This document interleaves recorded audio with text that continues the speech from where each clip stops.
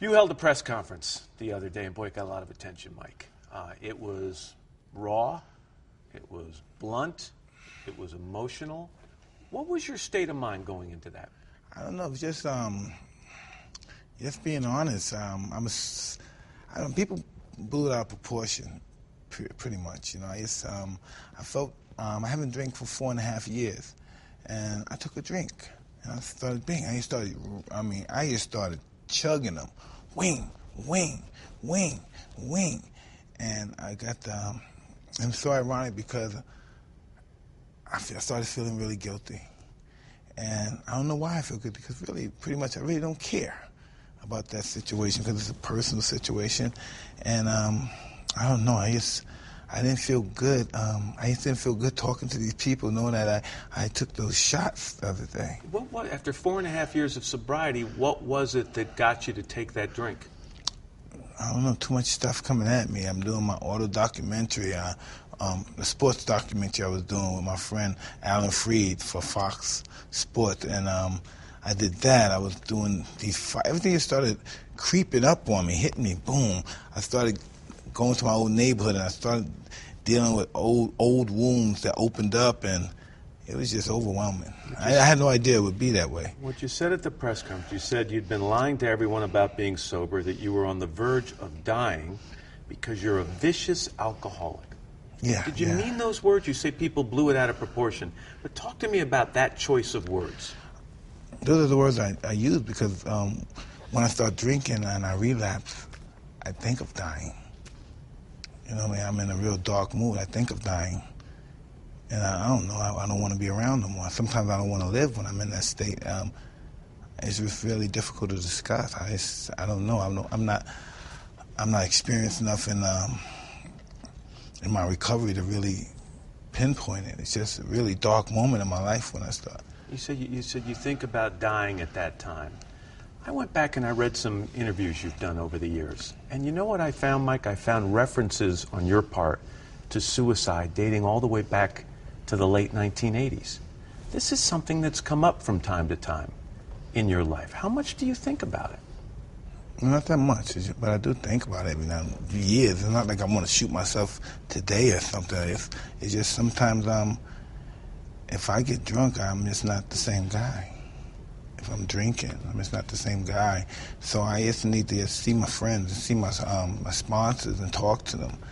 And it's pretty personal. I just wish I didn't say it, but that's just how I felt. You regret saying it now? No, I had to say that. I just had to say that because I had to be honest with myself. Because regardless of how much I love my wife, I love my children, and if I'm not honest, it'll never work. I don't care how much I love them; it's not going to work.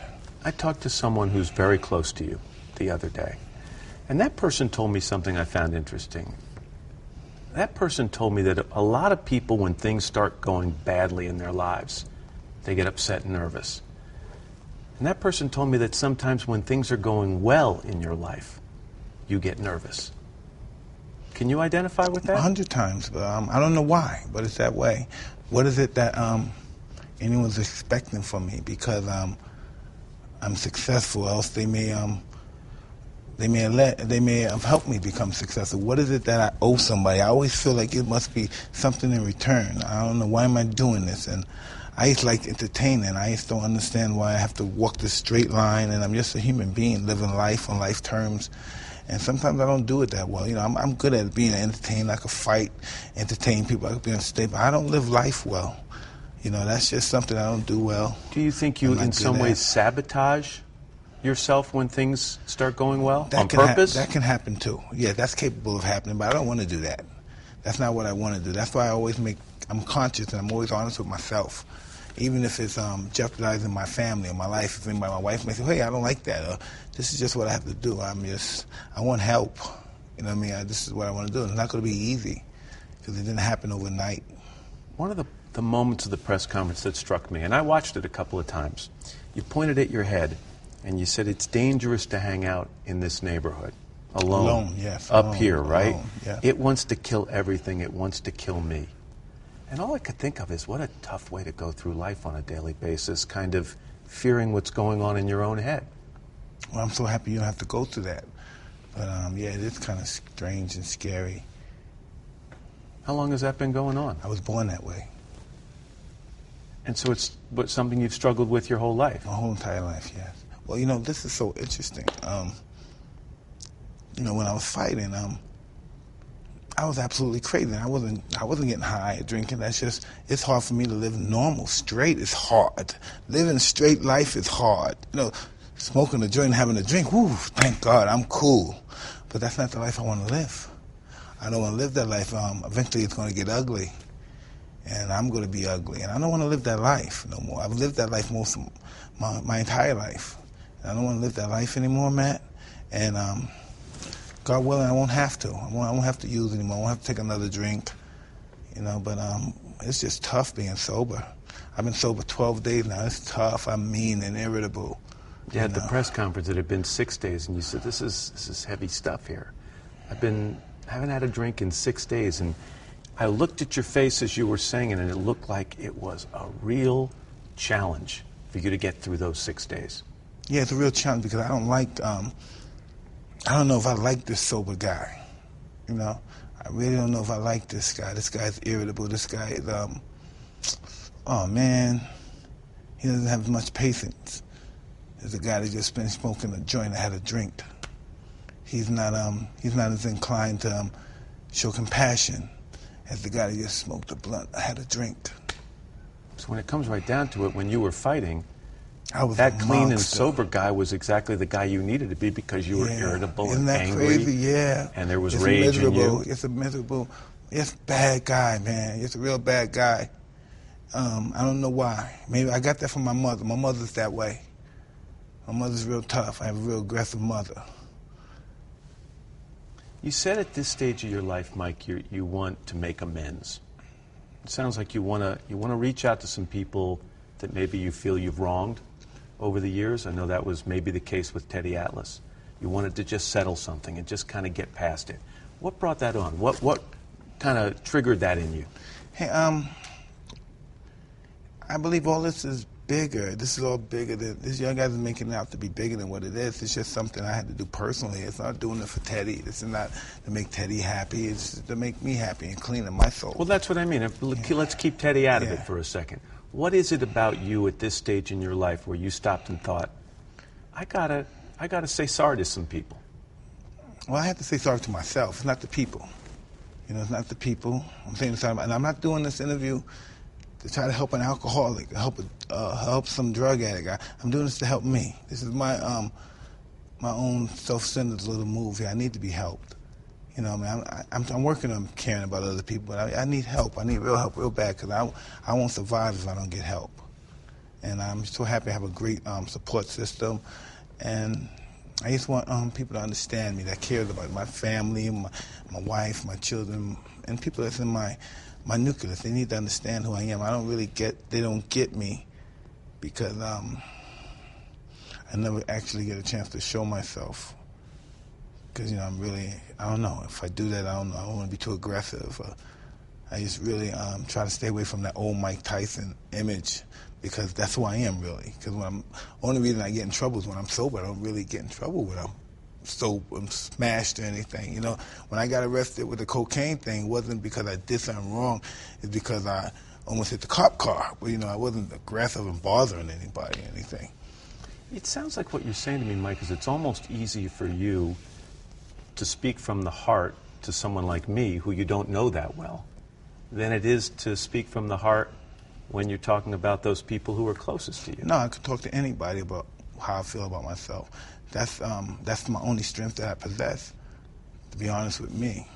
Myself, I don't care about anything else. You know, I don't care if y'all told me lies. People told me that's cool because that's none of my business. But I have to be honest with myself because I just need to be honest. I lied to myself too often, so I need to be honest with myself. If we're at that stage of being honest, let me ask you a question you've been asked before.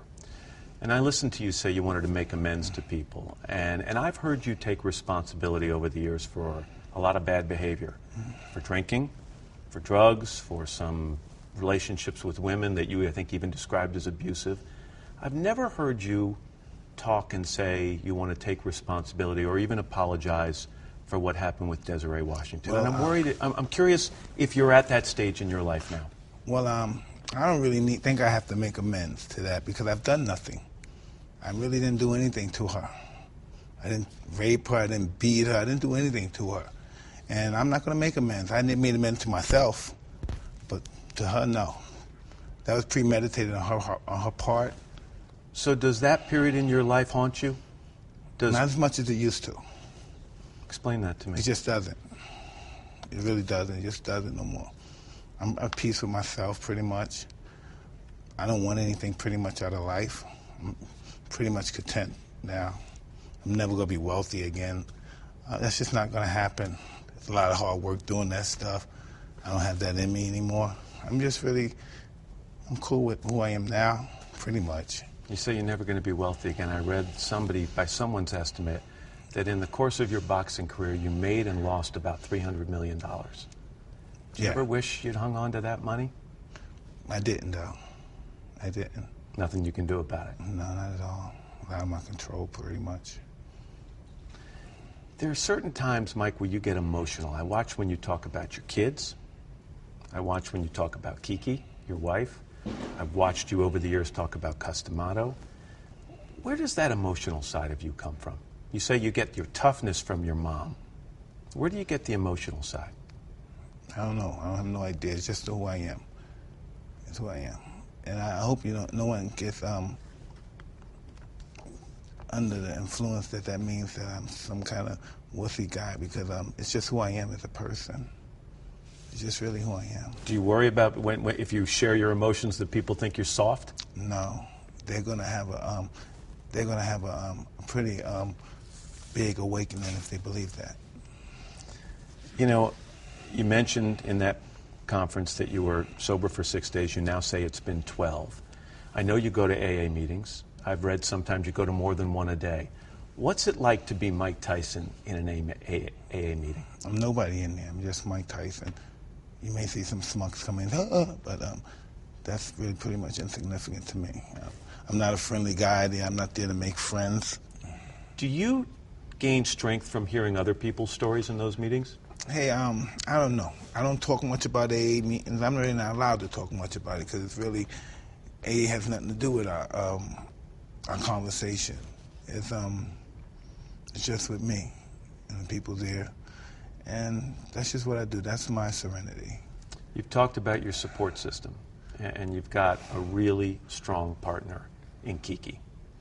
Talk to me a little bit about what she's meant to your life. Well, Kiki, we started this journey together. I don't know, the second trip or the second show, whatever we call it. Second act? Yeah, that's what it is. We started this together under the pretense that we're going to get, I don't know, the pretense when I did one of my ODs, I used to OD like once a week and stuff. So after one of my ODs, and she's giving me the cayenne pepper and the lemon to recover the stuff. Yeah. And the ice packs, because I'm sweating. The ice packs, and don't worry, yes, we're going to get a production company. We're going to get this, and then we're going to start producing shows. And yes, baby, yes, yes. And it just it started working. We just started being of service, praying, being helping people, and then things just started turning around. And I just I owe a great deal of everything to her. My serenity, my spiritual belief. She's just my dear friend besides being my wife. Have you ever thought that it took a lot of bravery on her part to take up with you? Excuse me? It took a lot of bravery on her part to commit to a relationship with you, given your history and some of the things you've admitted to in the past?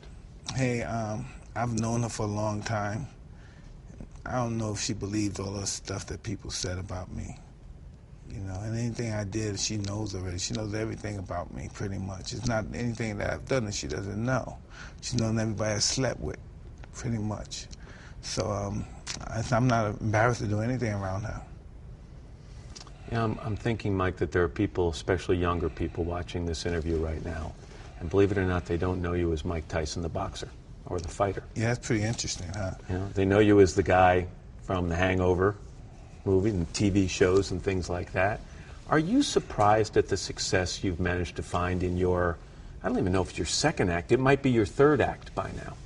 Well, I just know I'm not wise in my own eyes, pretty much. I don't you know, to myself, I say, wow, we're achieving things, and I have the drive to achieve and want to accomplish gloriful things. I like doing great things more than money. That's what the money means. I like accomplishing things, and I'm goal orientated, and I'm gonna do that. I'm gonna be successful in my goals. You know, it's just the life part that's difficult. This is just what I'm really born to do: entertain people.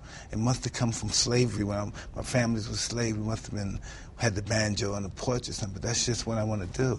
Yes, when I did it in boxing, it was just an ominous, menacing way. I entertained people, and now I'm doing it more of a joyful way. Gregarious, the word I was told today, right? Gregarious, yeah, that's the word. It's in that particular fashion now. It's just different genres that I'm doing, from athletics to the theatrics right here.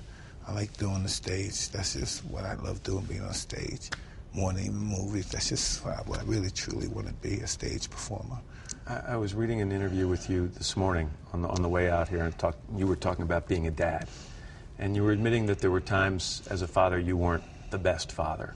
How are you today? I don't know. I don't know how to judge myself as a father. I'm just taking care of my kids. You think you're an attentive father? Are you a present father to the ones who are still around? Well, I'm present because I have nowhere else to go. So, yeah, I'm pretty present today. What do you think your kids would say about you? I don't know what my kids think about me. My older kids, I don't know. I wasn't always, when I was I don't know, Mike Tyson, the baddest man on the planet, whatever they called me back then. I was a pretty absentee dad back then. I really didn't care about it at all. I was really pretty self-centered, and I wanted all the glory for myself, because that's all I knew all my life. People talking nice things and giving me compliments and all that stuff. It's just now this is a different age and time now that I'm pretty active in their lives.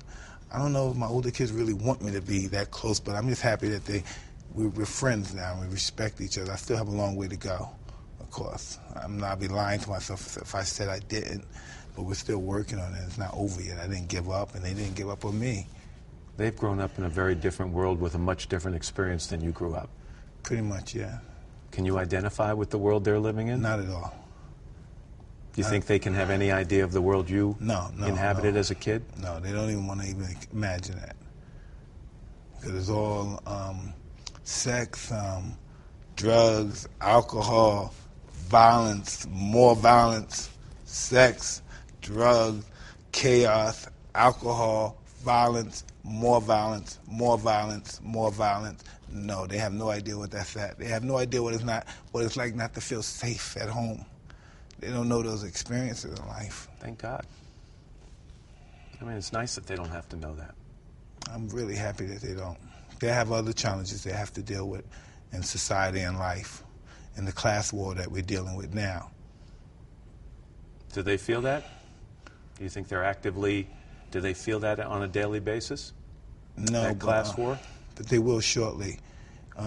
They're reaching the level now where they're 16 and 17, and now these people who were their friends in this very affluent neighborhood where they're from will soon be their competitors for the same women, for the same job, for the same men, for the same notoriety, for everything that they want in life. These people who were once their friends and their comrades in school, now these will be their competitors.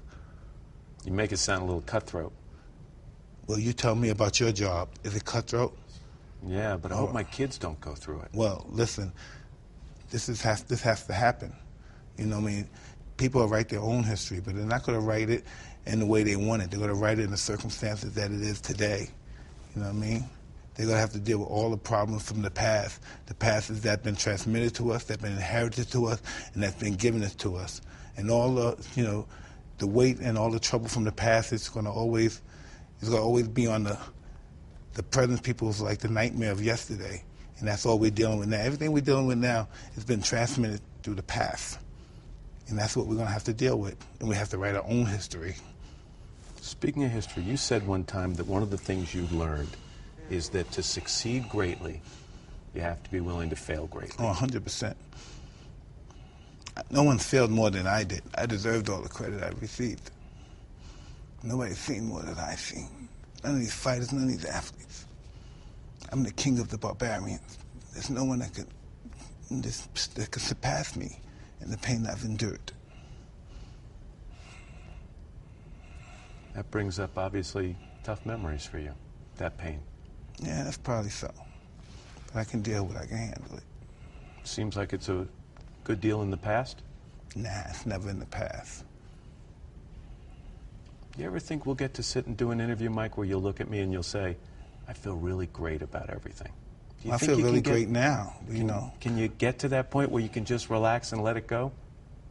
Why would I want to? And why would I want to be relaxed with you? You know what I mean? I don't know. If it's someone I choose to be relaxed with, I don't know. I talked to you before about, I said so many, all of this is coming up at a time when things are going really well for you. Absolutely, yeah. You've got, you're going into promoting on the boxing side. You're not in the ring anymore, but you're alongside the ring. You've got a documentary series coming up that I think people are going to really be fascinated by. Tell me a little bit about it. It's called Being Mike Tyson. It's like a sports documentary, and it takes me back to Brownsville, where I'm from, Brownsville, Brooklyn. We go. Matter of fact, we go and we meet Evander, and we talk to Evander. We go see Evander's son, Evan, boxing, which was it was just an awesome day right there, and it was pretty intrusive. I didn't know, I didn't really think I wanted to do this. But you're smiling about it, so I'm looking at you. You didn't seem to mind it too much. No, it was fun because if we didn't have Andrew Freed, it would have never happened. You know what I mean? The director, Andrew Freed, I wouldn't have did it with anyone else. He has reached the core of me where I felt free to do it with him, and I felt safe. And it was just a great experience. We hung out with Jim Brown. That was pretty awesome. We hung out with the man, and always so enlightening to be with him. So with all that's been written and said about you over the years, what do you think people might learn by watching this? What that they don't know? I have no idea. It's just, wow. It told me a lot. I found out a lot about myself. Like? I'm a very scared young boy. I'm still a little scared little boy. Still afraid. And wow, when I went to my neighborhood, I'm listening to you say that, Mike. I'm thinking, this is the guy I watched terrorize opponents in the ring, and he's telling me he's a scared little boy. And it just doesn't make sense. I'm very vulnerable, I was very vulnerable. Being in Brownsville, evoking memories and places I've done things to people at, shootouts, robberies, and I said, and it's just, I'm just never that guy again. Think of things I may have done to people here, and just seeing my friends that I've done things with, and seeing their condition and seeing them, and I'm very happy to see them. I'm really happy to see them. I didn't think I would be happy to see these people. I really didn't think I'd be happy to see them. And in one scene, we go to the school that's right down the street from my old neighborhood, and we go in there, and it reminds me of prison. It's just chaotic. There's no control. The people go nuts, and the kids are beautiful, and I'm just saying, wow, this is me. At one point, I remember one time I have a 16-year-old named Amir, and I brought him to my neighborhood in Brownsville, and he was a little apprehensive. I was saying, go over there and say hi to that kid. And he said, no, I'm okay, Dad. I said, no, you should talk to these kids. I said, listen, if you take away Mike Tyson, who I am, that's your father right there. You see who your father was when he was 15 or 16. And I understand why he wouldn't, because it was just too, the world was just too far away. And I don't know, and I wish he would have just went over there, and understood it, but I guess that's not his world. I took him to a building that people live in, but they you could look through the peephole and see the people walking, eating in their house, and I said, go ahead, look. I don't want to look in there, but that's just the world we live in. There's no safety there. There's no protection there. And I just wanted him to be, fortunate, but I just wanted him to be appreciative of the way he lives with his 10 acres and his very fortunate, affluent white friends hanging around and talking smack. My son is very interesting because he has his own court in his backyard, his own, what do you call both courts? Full court. Full courts, right. Yeah. Okay, so, and he talks pretty cool and tough on the court there. And so I'm saying, I said, listen, Amir, if you played like this in a public park, you would have to fight talking like this. You have to fight somebody talking like he has no concept. It's nice on your own 10 Yeah, acres. he has no concept that you have to fight people. You can't talk like this on a public court without getting into a fight. And I thought that was awesome. In all the things we've talked about today, this is the biggest smile I've seen on your face, and I'm wondering it's because you're thinking about your childhood, or you're thinking about the chance to share your childhood or a little piece of it with other people. Oh, that's going to be awesome. That's going to be awesome. I just don't know. I haven't seen it yet. I haven't seen the show yet, so I don't know how it's going to turn out. But I hope I'm not like El Schmucko right there, you know, because I'm just still tense, even though I'm not tense. Because I'm never tense. If I go to Browns, I got the Browns look, I'm talking. But with the cameras, I'm tense. Did you ever get to the point where you could ignore the camera, that it was kind of became second nature? No, not down there, because I'm there with some people, and near people are familiar with me, they're aggressive, and I want to say something, and maybe perhaps swear at somebody, but I say, I can't do this, the camera's here, and I'm going to tell them, you better get up, but the camera's, oh, man. You couldn't truly be yourself. Yeah, I couldn't be myself, no. I didn't want them to think I'm being mean, so this guy's bothering me. I don't want to go in my pockets, and my friends be saying, Mike, get me some money, Mike, give me some money, Mike, help me, Mike, I'm doing bad out here, Mike, you're doing good, Mike, man. And I'm saying, man, chill out here, man, chill out. And I don't want to curse at him on television because he's just irritating me. And I think, God, but this is my lifelong friend, so I don't look at it as if he's really irritating me. But right now I got the cameras and just chill out, and this is just not going well. Do a lot of your friends from earlier in your life want things from you? No, not really. They're older men now, and they're just living their life. Most of them are dead. Most of them are locked up, so strung out on drugs, they wouldn't know what to do with any money. That's sad. But the ones that are doing good, I'm really appreciative with, I don't look at that as if I'm better than them, but we survived. We beat the system for now, We had some bullet holes, maybe been shot out. Some of us are dead, but we're still here. We're not supposed to be here. We're still here. You hang in there. I'll be all right, buddy. Thank you for coming. Thanks for talking to me. I appreciate it.